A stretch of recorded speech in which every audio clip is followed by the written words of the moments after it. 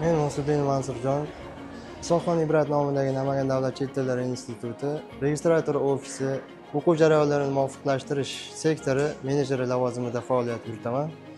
Mening ish faoliyatimga akademik qarzdor talabalarni aniqlash, akademik qarzdor talabalarni tahlil qilish, o'quv jarayonlarini muvofiqlashtirish, akademik guruhlarni shakllantirish, talabalarga qayta o'qishni tashkil qilish, talabalarni tizimga kiritish, talabalar harakati, talabalarning o'zlashtirish ko'rsatkichini umumlashtirish va tahlil qilish, talabalarning ma'lumotlar bazasini shakllantirish va yangilab borishlar kiradi.